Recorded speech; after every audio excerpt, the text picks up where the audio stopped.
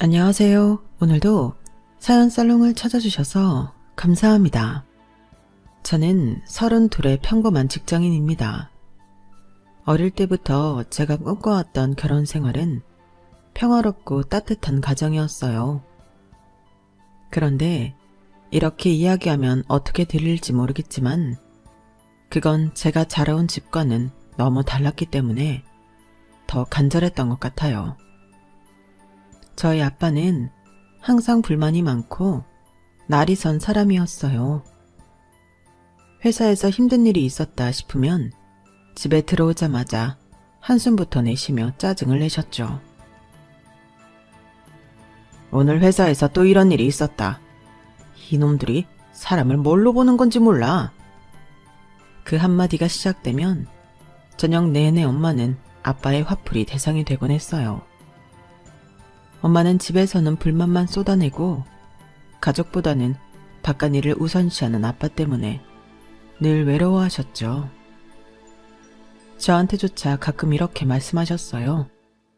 너라도 결혼하면 항상 우는 가정, 서로 존중하는 가정을 만들어야 해. 집이 이렇게 답답한 곳이면 안 돼. 그래서일까요?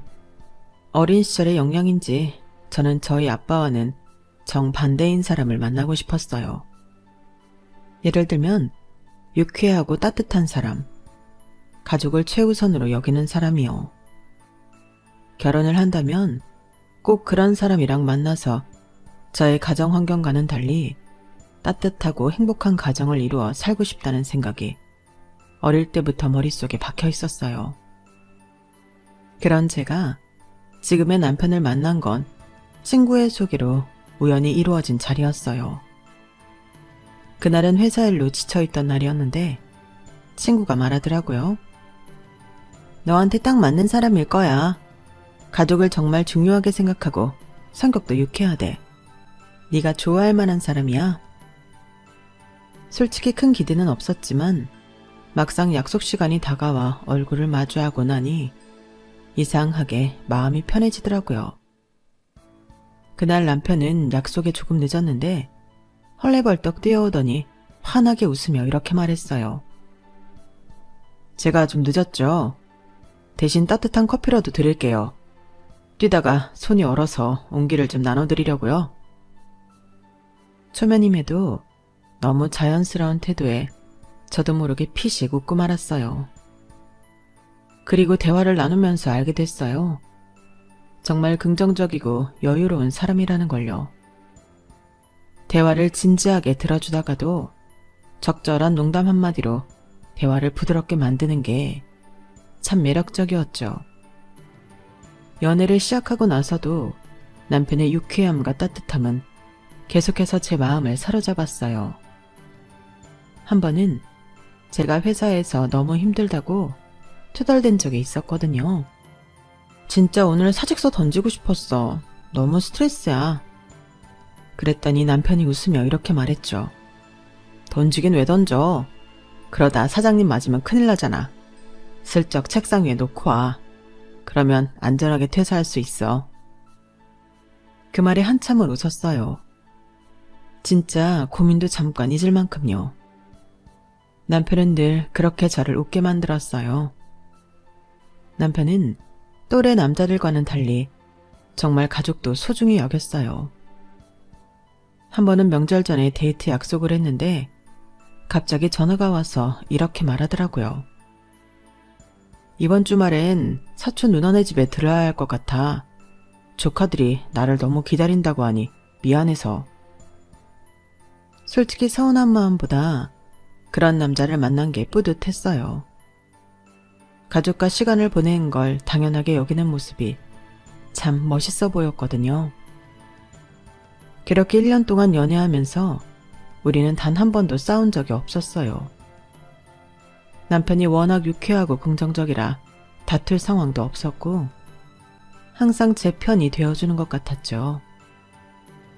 제가 이런 남자라면 평생 든든할 거라고 믿은 것도 무리가 아니었어요. 그래서 결혼을 결심했어요. 저를 웃게 해주는 남자, 가족을 사랑하는 남자라면 제가 꿈꿨던 따뜻하고 평화로운 가정을 만들 수 있을 거라고 확신했거든요. 하지만 결혼이라는 건 연애와는 다르다는 걸 저는 너무 늦게 깨달았어요. 결혼 과정에서는 별다른 문제가 없었어요. 그래서 저도 처음에는 새로운 식구가 생겼다는 나름 설레는 마음으로 시댁 식구들을 대했죠. 하지만 그 마음은 얼마 못 가 산산조각 나고 말았어요. 며느라, 우리 영수가 잘 먹어야 힘이 나지 않겠니? 너도 이렇게 차려줘야 해? 처음에는 별 생각 없었기에 감탄만 했어요. 어머님이 워낙 손이 크셔서 한번 상을 차리면 수라상 못지 않았거든요. 와, 어머님, 어쩜 음식을 이렇게 하세요? 정말 대단하세요. 하지만 그때만 해도 어머님의 숨은 의도를 파악하기 전이었죠. 결혼 후 시어머니의 밥상 사진은 하루도 빠지지 않고 제게 도착했어요. 아침, 점심, 저녁마다 상다리가 휘어질 듯 푸짐하게 차린 음식을 찍어서 보내고 밥상이란 이렇게 차려야 한다며 늘 같은 말씀을 하셨죠. 좀 부담스럽긴 했지만 초반에는 저도 웃으며 넘겼어요. 그저 시댁 어른 말씀이니까 대수롭지 않게 받아들이려고 했죠. 하지만 그게 매일 반복되다 보니 점점 부담이 커졌어요. 나중에는 밥상 사진을 보내는 것만으로 끝나는 게 아니라 제가 만든 밥상 사진도 매번 찍어서 보내라고 하기 시작하셨거든요.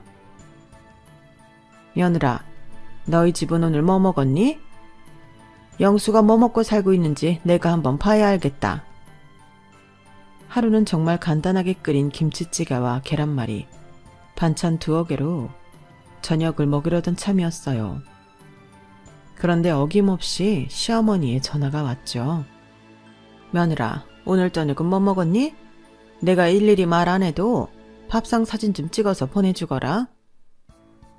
속으로는 짜증이 밀려왔지만 어머님께 오늘은 간단히 먹는다고 했다간 무슨 말을 들을지 뻔했기 때문에 억지로 웃으며 사진을 찍어 보냈어요. 그런데 그 답장이 정말 속을 뒤집더라고요. 못 먹을 정도는 아니네. 근데 남편 밥상은 이거보단 좀 더 신경 써야 하지 않겠니? 이러면 영수가 힘을 못 낼 텐데. 그놈의 밥상에 어찌나 목이 메는지 정말 기가 차서 눈물도 안 나오더라고요. 제가 최선을 다해 차린 밥상이 부족하다는 평가를 받은 게 하루 이틀도 아니고 매일 반복되니 점점 지쳐갔거든요. 그리고 며칠 뒤 일이 터졌어요. 그날은 정말 둘 다 너무 피곤한 날이었어요. 저는 회사에서 늦게까지 야근을 했고 남편도 피곤해서 제대로 앉아있기도 힘들 정도였죠. 밥을 차릴 기운도 없어서 둘 다 합의하에 라면을 끓여 먹기로 했어요. 오늘은 그냥 라면 먹고 쉬자. 둘 다 너무 피곤하잖아. 남편도 흔쾌히 동의했고 저는 간단하게 라면을 끓이고 있던 참이었어요. 그런데 그때 어김없이 시어머니의 전화가 걸려왔죠. 며느라, 오늘은 뭐 먹었니? 밥상 사진 좀 찍어서 보내봐. 저는 순간 망설였어요. 차려놓은 건 고작 라면인데 이걸 보내면 또 무슨 말을 들을지 뻔했거든요. 그래서 최대한 부드럽게 말씀드렸죠. 어머님, 오늘은 저희가 좀 피곤해서 간단하게 먹으려고요. 그런데 그 말을 듣자마자 어머님의 목소리가 높아지셨어요. 간단히? 간단히 뭐 먹었는데? 그래서 사진은 왜 안 보내? 사진을 보내봐야 뭘 먹는지 알지? 순간 핸드폰을 들고 사진을 찍어야 하나 고민했어요. 보내지 않고 넘기고 싶었지만 어머님의 잔소리가 멈출 기미가 보이지 않았어요. 며느라, 내가 네가 차린 밥을 보라고 이렇게 말하는데도 사진 하나 보내는 게 어려워? 영수 힘들게 일하고 들어왔는데 밥은 제대로 차려줬는지 내가 봐야 마음이 놓이지. 더 이상 실랑이를 벌이고 싶지 않은 마음에 결국 저는 라면을 찍어 보냈습니다. 하지만 일이 거기서 끝날 리가 없었죠. 사진을 확인한 어머님은 바로 다시 전화를 걸어오셨어요. 목소리에는 노골적인 실망감이 가득했어요. 세상에, 라면? 이게 말이 돼? 남편 밥을 라면으로 해결한다고? 내가 너처럼 살림했으면 영수가 여기까지 못 왔어. 내가 새댁 때는 아무리 피곤해도 된장찌개 하나쯤은 끓였단다.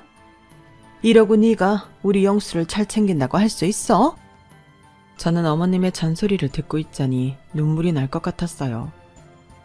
남편은 옆에서 태연하게 라면을 먹으며 상황을 지켜보고 있었죠. 한참 동안 이어지던 잔소리가 끝나고 나서 제가 남편에게 말했어요. 당신 어머니가 이렇게 말씀하시는데 당신은 가만히 보고만 있어? 내가 이런 스트레스를 혼자 다 받아야 해? 그런데 남편은 웃으면서 대답했어요. 아, 우리 엄마 원래 그래. 그냥 한 귀로 듣고 흘려. 라면 사진 보낸 거 나름 웃기지 않았어? 다음엔 뭐 배달 음식이라도 시켜서 멋지게 세팅해서 보내면 되지. 어차피 엄마 사진으로 보면 뭐가 뭔지 구분도 못해. 저는 남편의 그 가벼운 태도에 말문이 막혔어요. 진지하게 고민을 털어놓았는데 그걸 농담으로 받아들이는 모습에 실망감이 올라왔죠. 혼자서 모든 걸 감당해야 한다는 생각이 들었고 이 결혼 생활이 생각보다 훨씬 외롭고 버거울 수 있겠다는 걸 그냥 처음으로 깨달았어요. 하지만 그뿐만이 아니었어요. 결혼 후 본격적으로 첫 명절을 앞두고 시댁에 가는 길에는 정말 긴장이 많이 됐어요. 결혼 후 처음 맞는 명절이라 뭘 잘해야 할지 고민도 많았고 괜히 실수라도 하면 어쩌나 걱정도 됐거든요. 명절 당일 시댁에 도착하자마자 시어머니와 인사를 나누고 주방으로 가려던 순간 시어머니가 거실을 둘러보시더니 저를 부르시는 거예요. 며느라, 거실에 먼지가 좀 쌓였더라? 요즘 젊은 사람들은 청소를 잘 안 한다던데? 너도 그런 건 아니지? 이참에 거실 한번 닦아보는 게 어때? 순간 머리가 하얘졌어요. 지금 시아버지도 소파에 앉아 계시고 시누이도 거실에서 다 같이 이야기를 나누고 있던 상황이었는데 갑자기 걸레를 들고 청소를 해야 한다뇨. 이런 경우가 처음이라 너무 당황해서 최대한 부드럽게 말씀드렸죠. 어머님, 지금 가족들 다 모여서 이야기 중이었는데 갑자기 제가 청소를 하면 분위기가 좀 그렇지 않을까요? 이따가 끝나고 제가 정리할게요. 그 말을 들은 순간 시아버지가 말을 보태셨어요. 아이고, 뭐 그런 걸 부끄러워하냐. 집안일이란 건 하면 할수록 늘고 또 이런 때 잘 보여야 며느리 점수 따는 거지. 제가 어찌할 바를 몰라 쩔쩔매고 있는데 이번엔 시누이가 한마디를 더 했어요. 새언니, 명절엔 뭐든 다 하는 거예요. 어머님이 부탁하시면 해드리는 게 좋죠. 오빠도 어릴 땐 집안일 많이 했잖아요. 새언니가 깔끔한 거 보여주면 우리 엄마가 얼마나 좋아하시겠어요? 그때 저는 남편을 쳐다봤어요.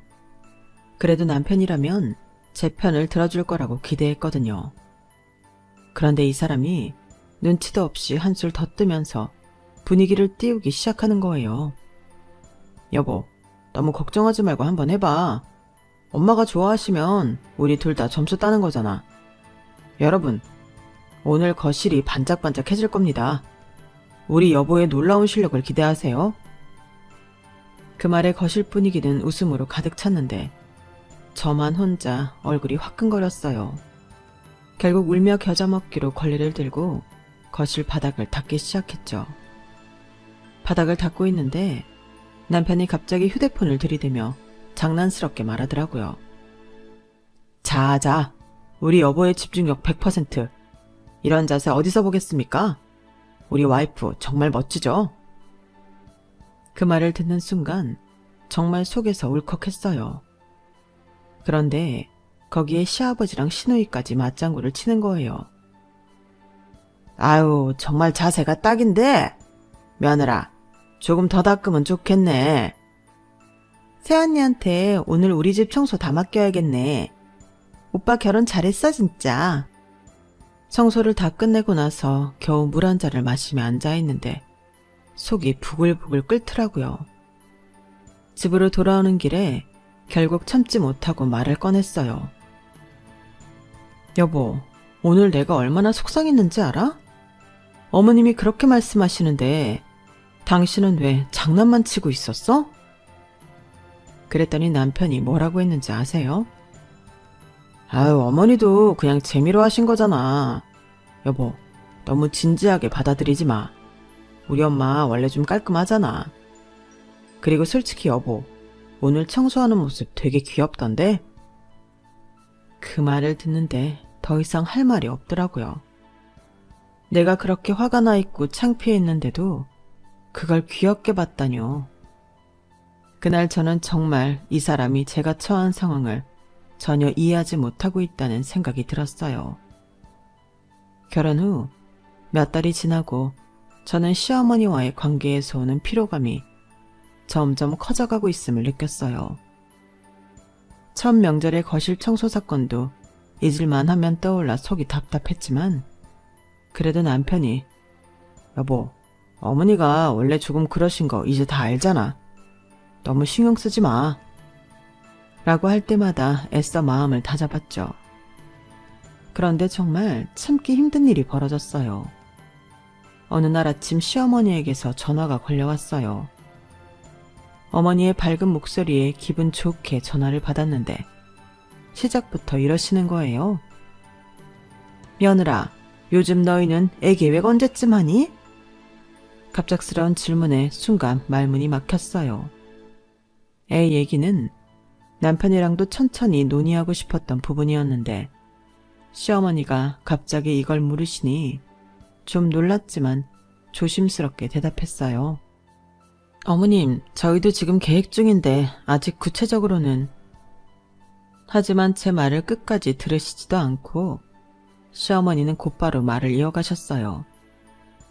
며느라, 애는 너무 늦으면 안 돼. 특히 아들이 꼭 먼저 나와야 해. 우리 집 대가 끊기면 안 되잖아. 그 말에 저는 속이 턱 막히는 기분이었어요. 애를 언제 낳을지도 고민스러운데 갑자기 성별까지 정해놓으시다뇨.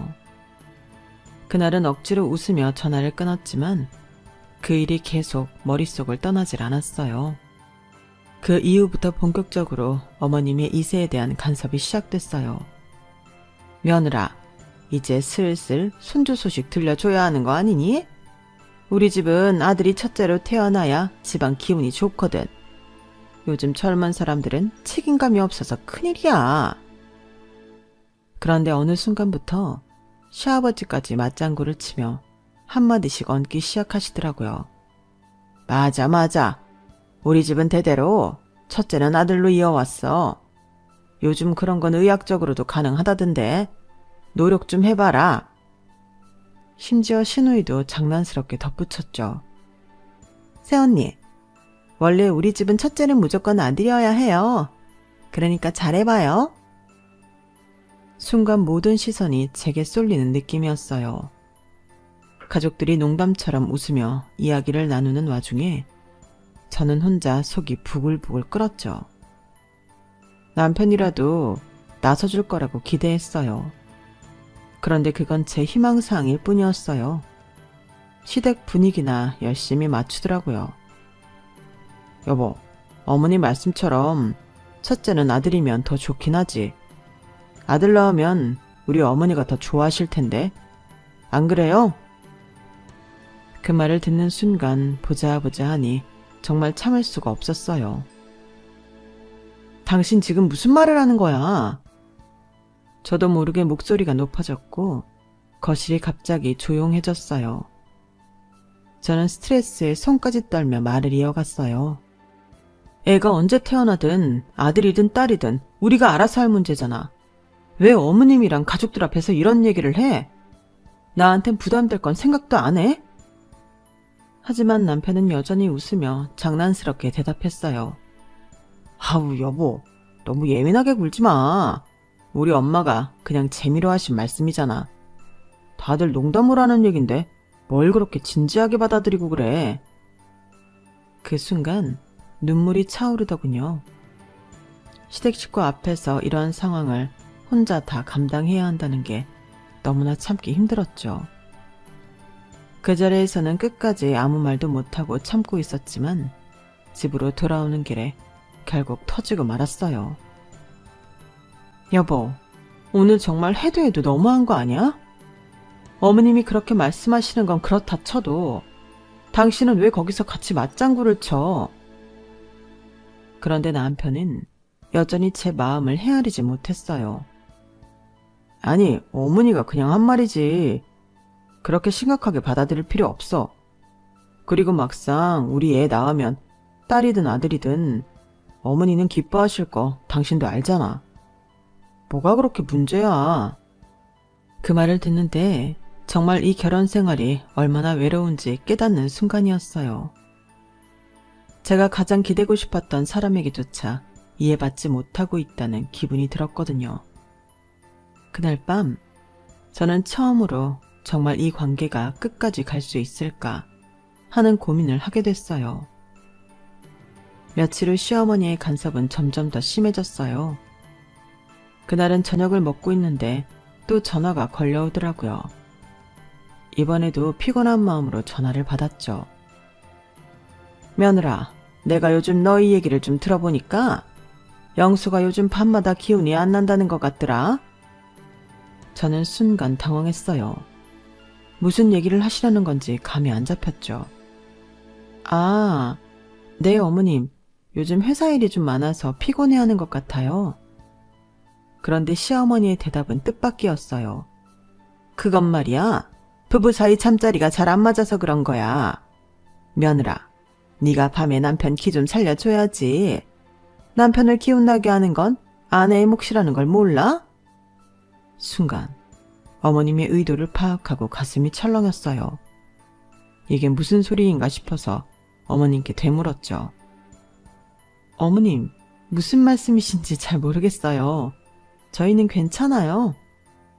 하지만 시어머니는 계속 이어가셨어요. 며느라, 네가 알아서 잘 해야 해. 우리 영수가 요즘 들어 기운이 없는 걸 보면 네가 좀 부족한 게 있는 거 아닐까 싶어서 하는 말이야. 그 말을 듣는데 정말 얼굴이 화끈거리고 수치심이 몰려왔어요.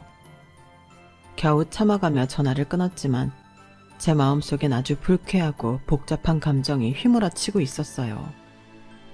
그날 밤 저는 남편에게 이 얘기를 꺼냈어요. 당신 어머니가 아까 이런 말씀을 하셨어. 당신 요즘 기운 없는 게 나 때문이 아니냐고. 내가 부부관계를 뭔가 잘못하고 있는 거 아니냐고. 남편은 처음엔 놀라는 듯 했지만 이내 웃으며 대답했어요. 아유, 우리 엄마 원래 그런 스타일이잖아. 그냥 흘려들어. 뭐 그런 걸로 스트레스를 받아? 저는 순간 참았던 화가 터졌어요. 그냥 흘려들어? 내가 얼마나 창피했는지 알아? 우리 부부관계를 가지고 어머님이 왜 간섭하시는 거냐고. 그리고 당신은 이런 얘기를 듣고도 아무렇지도 않다는 게 말이 돼? 남편은 여전히 태평했어요. 아니, 어머니도 다 우리 잘 되라고 하시는 거지. 너한테 뭐 나쁘게 하려는 건 아니잖아. 왜 그렇게 과민 반응을 해? 그 말에 저는 더 이상 참을 수 없었어요. 과민 반응? 당신 어머니가 이런 말까지 하시는데도 당신은 늘 반감만 하고 내 마음은 전혀 신경 안 쓰잖아. 당신은 늘 어머니가 원래 그런 사람이라고만 하지. 내가 그걸 얼마나 감당하고 있는지는 한 번이라도 생각해 본 적 있어? 그 순간 남편이 짜증 섞인 목소리로 말했어요. 아, 네가 왜 그렇게 힘들어하는지 모르겠어. 그냥 한 개로 듣고 흘리면 되는걸. 어머니가 뭐 얼마나 심한 말을 하신다고 그래. 그 말을 듣는 순간 제 안에 있던 마지막 인내심이 무너졌어요. 그래, 당신은 모르겠지. 왜냐하면 당신은 늘 어머니 편이잖아. 나는 이 결혼 생활에서 당신한테 보호받는 게 아니라 늘 싸워야 하고 혼자서 견뎌야 하니까. 남편이 당황한 얼굴로 저를 바라봤지만 저는 더 이상 멈출 수 없었어요. 나 더는 못 참아. 이 결혼 이제 끝내자. 그 말이 제 입에서 나오고 나서야 저 스스로도 얼마나 지쳤는지 깨달았어요. 남편은 그제서야 말을 멈추고 저를 바라보았지만 이미 늦었죠. 저는 이혼이라는 단어를 꺼내면서 이 결혼에서 내가 느껴온 외로움과 무력감을 모두 쏟아냈어요. 짐을 싸면서 처음으로 마음이 조금 가벼워지는 걸 느꼈어요.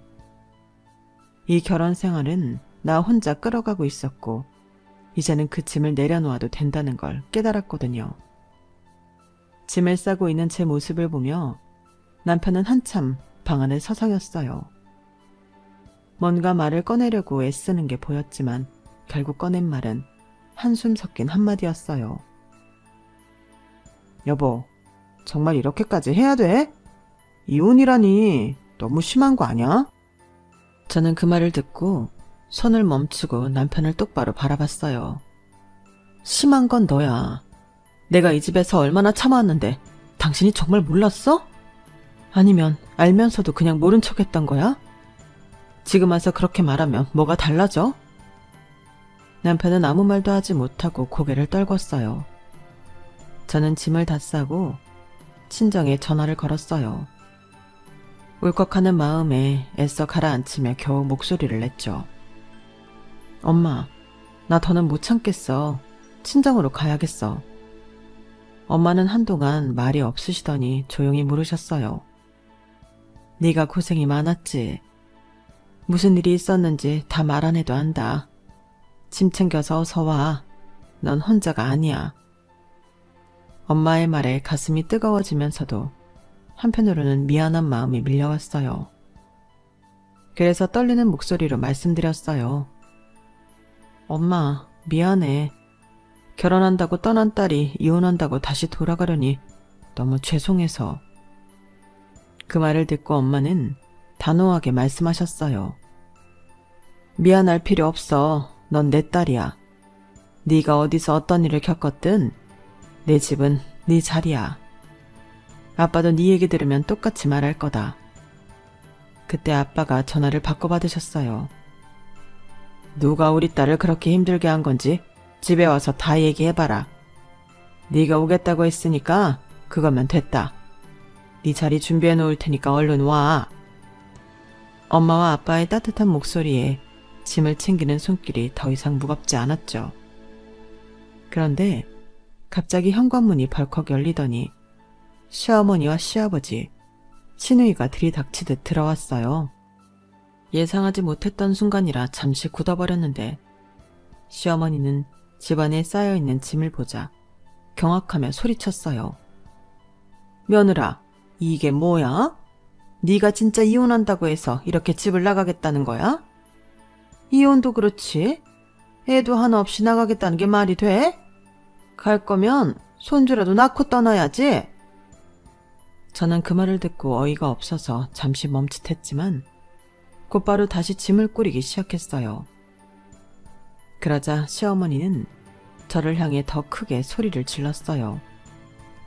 야, 네가 우리 영수랑 결혼해서 이 집에 들어온 이상 책임을 다 하고 나가야 할 거 아니야.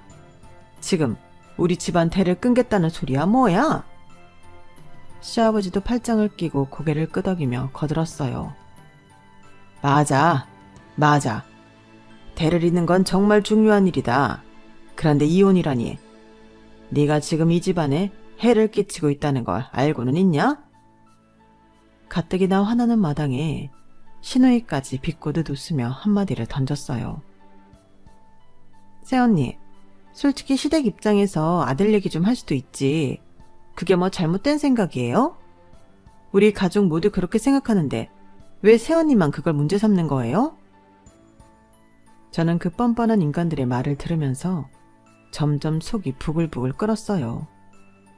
손이 떨릴 정도로 분노가 차올랐지만 꾹 참으며 다시 짐을 챙겼죠. 그러자 시어머니가 한 걸음 더 다가와 제 손에서 짐을 빼앗으려고 했어요. 짐 싸지 마. 애부터 낳고 나가라고. 네가 부부관계도 제대로 못해서 아들이 안 생긴 거 아니야. 네가 책임져야지. 그 말이 나오자 저는 결국 한계에 도달했어요. 짐을 놓고 자리에서 일어서며 어머님을 똑바로 바라봤어요. 웃기시네요. 아들이요? 손주요? 그게 그렇게 중요했으면 당신 아들이 먼저 제대로 된 남편이 되었어야죠. 제가 이 집에서 아내로도 며느리로도 존중받지 못했어요. 그런데 지금 와서 애를 낳고 가라뇨. 제가 왜 당신들이 원하는 대로 해야 하죠? 시어머니는 제 말을 듣고 더 격분하더니 뒷목을 잡고 소리를 질렀어요. 며느라, 네가 이런 태도니까 일이 이렇게 된 거야.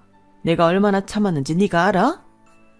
네가 며느리 노릇을 제대로 했으면 우리 집안이 이 지경이 안 됐어. 제가 말하려는 찰나 남편이 갑자기 소리를 질렀어요. 제발 그만 좀 하세요. 어머니도 그렇고 당신도 그렇고 지금 이 상황을 더 복잡하게 만들고 있잖아.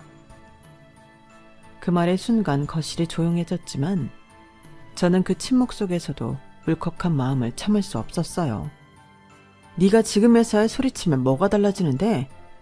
내가 얼마나 힘들었는지 얼마나 괴로웠는지 단 한 번이라도 네가 제대로 들어준 적 있어? 남편은 머뭇거리며 아무 대답도 못했고 시댁 식구들은 다시 흥분한 목소리로 떠들기 시작했어요. 남의 말은 들을 생각도 않고 다들 자기 할 말만 하는 모습이 아주 질리더군요. 그래서 짐을 움켜쥐고 마지막으로 한마디를 던졌어요. 됐고 전 갑니다. 그렇게 사랑하는 아들 품고 다 같이 잘 사세요. 그렇게 아끼는 아들 그대로 반품해 드릴 테니까요. 그 말을 끝으로 저는 집을 나섰어요. 뒤에서 시어머니가 뒷목을 잡고 쓰러지는 목소리가 들렸지만 더 이상 들리지 않았어요. 차를 타고 친정으로 향하면서 마음이 가벼워졌어요. 이제야 비로소 제 삶의 주인이 된 것 같았거든요. 이혼 후 저는 친정으로 돌아와 오랜만에 마음 편히 숨을 쉬었습니다. 친정에서 지내며 그동안 시댁에서 받은 스트레스와 억압에서 벗어나니 제 안에 있던 에너지가 다시 차오르는 걸 느낄 수 있었어요. 친정 식구들은 저를 따뜻하게 맞아주며 말없이 힘이 되어 주었죠. 엄마는 하루는 제 손을 꼭 잡으며 말씀하셨어요. 잘 버텼다 우리 딸. 이제 네가 하고 싶은 거 하면서 살아. 그 집안에서 너 혼자 다 끌어안고 살지 않아도 돼. 그 말이 그렇게 위로가 될 수가 없었어요. 이혼 후 저는 생각보다 훨씬 더 많은 기회가 저를 기다리고 있었다는 걸 깨달았어요. 시댁에 얽매여 제 일조차 제대로 못했던 그 시절과는 달리 지금은 온전히 제 자신을 위해 시간을 쓸 수 있었거든요. 회사에서는 제 아이디어와 기획이 빛을 발휘했고 상사의 칭찬이 끊이지 않았어요. 이번 프로젝트는 정말 대단했어요. 덕분에 우리 팀이 성과를 냈습니다. 그 말을 들으면서 제 자신이 평가받고 인정받고 있다는 사실에 행복을 느꼈어요. 오랜만에 친구들과도 만났어요. 한 친구가 저를 보더니 웃으며 말했어요. 오히려 예전보다 훨씬 밝아 보인다. 진짜 이혼하고 나서 더 잘 됐네. 그 말에 저도 웃으며 대팼죠. 그러니까 이게 내가 자유를 얻은 효과인가 봐. 시간이 지날수록 제 삶은 점점 더 활기를 찾았어요. 어느 날 회사에서 큰 성과를 올린 뒤 동료들과 회식을 하며 축하를 받고 있는데 문득 이런 생각이 들었어요. 이혼이라는 선택이 나를 무너뜨린 게 아니라 나를 다시 세워줬구나 하는 생각이요. 이혼한 후 몇 달이 지나고 제 삶이 제자리를 찾아가기 시작할 무렵이었어요. 어느 날 겹지인을 통해 시댁 식구들의 소식을 들었어요. 그 얘기를 들으면서 마음속에서 묘한 감정이 올라왔죠. 남편은 이혼 후 혼자 살게 되면서 생활이 엉망이 됐다고 했어요. 예전에는 제가 챙겨준 밥이나 생활 관리를 당연하게 여겼던 인간이 이제는 스스로 챙기지 못해 엉망진창인 삶을 살고 있다는 얘기였어요. 영수? 요즘 제대로 살지 못하는 것 같더라. 밥도 대충 때우고 맨날 술만 마시느라 집은 엉망이라던데? 회사에서도 성과가 없어서 평가도 안 좋고 기운이 없어 보인대. 그 말을 들으면서도 저는 마음이 흔들리지 않았어요. 그건 본인이 똑바로 처신하지 못한 것에 대한 당연한 결과였으니까요. 시어머니는 여전히 이혼한 일을 받아들이지 못하고 주변 사람들에게 며느리가 나를 버렸다는 식으로 하소연하고 다닌다고 했어요. 네 시어머니 말이야. 주변에서 다들 듣는 얘기가 너희 이혼한 게 자기 탓 아니라고 우기고 다닌대. 그러면서도 영수 혼자 사는 거 보면 속으로 후회하고 있는 것 같더라. 겹지인들을 통해 시댁 식구들의 얘기를 전해 들으면서 문득 시댁 식구들이 보여줬던 모습과 지금의 상황이 얼마나 대비되는지 실감할 수 있었어요. 예전에는 자신들이 언제나 옳고 제가 문제라는 태도로 저를 몰아붙이던 사람들이었는데 이제는 후회의 나락 속에 빠져 있다는 걸 알게 되니까 묘한 감정이 들더라고요. 예전 같으면 죄책감이 느껴졌겠지만 지금은 그냥 한 가지 확신이 들었어요. 그 인간들이 후회하는 건 제가 아니라 저를 잃으면서 자신들이 누리던 걸 잃었다는 점일 거라는 걸요. 그렇게 생각하니 지금 제가 누리고 있는 이 자유로운 삶이 얼마나 행복한 것인지 다시 한번 상기하게 되더라고요. 이혼이 두려워서 하지 못하고 있었다면 지금처럼 평온하고 행복하게 살고 있지는 못했을 테니까요. 시댁 식구들은 그렇게 제 일상 속에서 점점 잊혀져 갔어요. 그러던 어느 날 동료들과 함께 회사에서 퇴근하는 길이었어요. 회사 건물 밖으로 나서려는 순간 유리문 너머에 서 있는 익숙한 얼굴들을 보고 걸음을 멈출 수밖에 없었어요. 시어머니, 시아버지, 시누이, 그리고 남편까지 시댁 식구들이 단체로 건물 앞에 서 있는 게 아니겠어요? 순간 심장이 덜컥 내려앉았어요. 엘리베이터 문이 열리고 건물 로비로 나서자마자 저를 발견하고는 한꺼번에 몰려오더라고요. 남편은 초췌한 얼굴로 저를 향해 손을 뻗으며 다가왔고 시어머니는 제 앞을 막아서는 듯 팔짱을 끼고 서서 말을 시작했어요. 며느라, 내가 너한테 정말 이렇게까지 부탁할 줄은 몰랐다. 하지만 제발 영수 좀 봐줘. 이혼 후로 애가 혼자 살면서 폐인처럼 지내고 있어. 밥도 제대로 못 먹고 직장일도 엉망이고 이러다 정말 큰일이라도 날 것 같아. 저는 그 말을 듣고 피식 웃음이 나왔어요. 아니, 어머님이 이런 말씀을 할 자격이 있나 싶어서요. 차분하게 하지만 단호하게 대답했어요. 어머님, 그건 영수 씨 스스로의 문제예요. 이혼까지 한 마당에 제가 뭘 더 해야 하죠? 시어머니는 제 말에 얼굴이 붉어지더니 다급하게 말을 이어갔어요. 그래, 그땐 내가 잘못했어. 네가 힘들었다는 것도 이혼 후에야 알았다. 하지만 어머니로서 부탁 좀 하자. 영수 좀 돌봐줘. 손주까지는 바라지도 않아. 그냥 다시 한번 기회를 줘서 얘가 정신 차리게 해줘. 그 말에 남편도 고개를 푹 숙인 채 나직하게 중얼거렸어요. 여보, 내가 잘못했어. 그때는 정말 몰랐는데 네가 떠나고 나니까 내가 얼마나 나쁜 사람이었는지 깨달았어. 다시 시작하자. 어? 이번엔 다르게 할게. 저는 그들의 말을 듣고 있자니 어이가 없어서 한숨을 내쉬었어요. 어머님, 그건 어머님이 해결하셔야 할 문제예요. 이건 영수 씨만 정신 차린다고 될 문제도 아니고요. 저한테 다시 기회를 달라고 하시기 전에 영수 씨가 스스로를 돌볼 수 있게 만드는 게 먼저 아닐까요? 그리고 저는 이제 제 삶을 살기로 했어요. 다시 돌아가는 일은 없을 거예요. 시어머니는 제 손을 붙잡으며 애원하듯 말했어요. 며느라, 네가 마지막으로 한 번만 도와줘. 내가 정말 너한테 이렇게까지 부탁하게 될 줄 몰랐는데 이번엔 정말 달라질 거야. 손주 얘기도 안 꺼낼게. 네가 원하는 대로 다 맞출 테니까. 그 순간 신우이가 끼어들며 비꼬는 말투로 덧붙였어요. 새언니, 이혼하고 잘 나가게 됐으니까 이제 우리 오빠는 깔끔하게 잊었다 이거예요? 그래도 한때 가족이었는데 혼자 힘든 사람 냅두고 그렇게 차갑게 구는 것도 너무한 거 아니에요? 그 말을 듣는 순간 울컥해서 더 이상 참을 수 없었어요. 똑바로 신우이를 쳐다보며 단호하게 대답했죠. 네가 그렇게 생각한다면 네 오빠를 네가 돌봐. 나는 이미 충분히 했어. 내가 그 집에서 얼마나 힘들었는지 알지도 못하면서 함부로 그런 말 하지 마.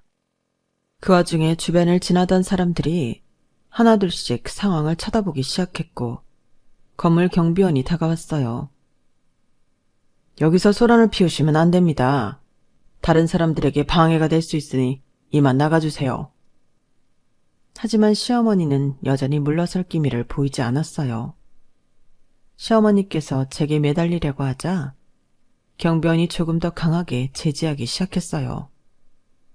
약간의 몸싸움 끝에 안 되겠다고 생각했는지 마침내 시댁 식구들은 어쩔 수 없이 발길을 돌렸어요. 남편은 마지막으로 절망적인 눈빛을 저에게 던지며 나직하게 말했어요. 여보, 내가 정말 잘못했어. 나 진심으로 후회하고 있어. 저는 그 말을 똑똑히 들었지만 눈을 피하고 대답하지 않았어요. 그저 냉정하게 돌아서서 건물 안으로 다시 들어갔죠. 시댁 식구들이 경비원에 의해 건물 밖으로 끌려나가는 모습을 보며 저는 속이 후련하다는 기분을 느꼈어요. 시어머니는 여전히 밖에서 소리를 질렀고 남편은 고개를 푹 숙인 채 따라 나가고 있었죠. 그 모습은 저에게 묘한 통쾌함을 안겨줬어요. 그동안의 제 삶을 떠올려 보니 시댁의 요구와 간섭, 남편의 방관 속에서 제 자신을 얼마나 잃어버리고 살았는지 새삼 깨달았어요. 저는 늘 가족이라는 이유로 시댁을 만족시키려고 노력했고 그럴수록 저 자신은 점점 더 작아지고 외로워졌어요. 하지만 지금은 달랐어요. 저는 시댁 식구들과 싸우기 위해서가 아니라 제 자신을 위해 떠났다는 걸 분명히 알고 있었거든요. 제 인생에서 가장 큰 용기를 냈던 건 아이러니하게도 이혼이었던 것 같아요. 요즘 이혼이 쉽다고 하지만 막상 해보려고 하면 정말 쉽지가 않거든요. 저 같은 고민을 앞두고 있는 분들이 있을까 싶어 용기를 드리고자 이 사연을 보내게 됐어요. 여러분도 혹시 지금 누군가의 기대 속에서 자신을 잃어가고 있는 건 아닌가요? 때로는 과감히 내려놓고 나 자신을 찾는 선택이 필요할지도 모르겠어요. 그렇게 내 중심을 찾을 때 비로소 진짜 내 삶이 시작될 테니까요. 저는 이제 한층 더 가벼워진 마음으로 새로운 내일을 준비하려고 해요. 여러분도 오늘 여러분의 행복을 위해 필요한 결정을 내려보세요. 스스로를 사랑하고 스스로를 위해 살아갈 여러분을 응원합니다. 감사합니다. 여러분, 사연 댓글에 응원과 현명한 조언 부탁드려요. 좋아요와 구독은 저에게 큰 힘이 됩니다. 오늘도 좋은 일 가득하세요.